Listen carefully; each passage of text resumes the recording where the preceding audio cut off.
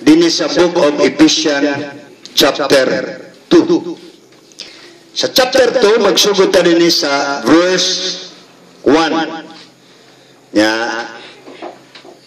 ato nga basahon sa English o ato lang po ni translate, no? As for you, you were dead in your transgression. Alang kaninyo kamo patay na tungod sa inyong mga sala, unseen tungod sa inyong mga kasaypanan o mga sala, in which you used to live, nga niini kamo nagakinabuhi when you follow the ways of this world, kadiha nga nagasunod kamo sa mga pamaagi ni kalibutan, and of the ruler of the kingdom of the air, sa nagamando sa gingarian niining kahanginan. The spirit who is now at work, sa espiritu nagapanlihok sa pagkaron in those who are disobedient, yato mga tao nga mga manilapason, masilupakon. All of us also live among them at one time. Niini usab kita kaniadto nagakinabuhi, gratifying the craving of our sinful natures, nga naga-grieving, nagatinguha sa atong nagatinguha sa atong masalaypon nga kinaiya, and follow its desire nga nagasunod sa atong pangandot, desire and thoughts. Desire and thoughts, like the rest, we were by nature objects of wrath. Niini mga butanga kini mao ang gikaligutgutan sa makagaho.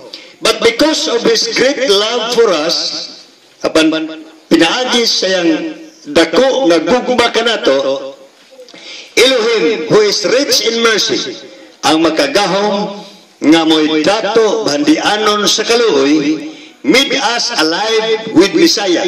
Nahimo nga kita nabuhi pag-usab diha sa Messiah, even when we were dead in transgression. Bisan tuod kita mga patay na tungod sa atong sala. It is by grace you have been saved.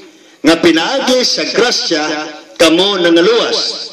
And Elohim raised up with the Messiah. Dito sa verse 8.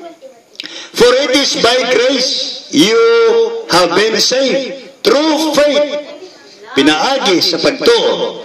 And this is not of yourself, dili sa inyong kaugalingon, for it is the gift of Elohim, kini mo'y gasa sa makagahom. Not by works, dili pinaagi sa atong binuhatan, so that no one can boast, aron walay usa nga magpasigarbo.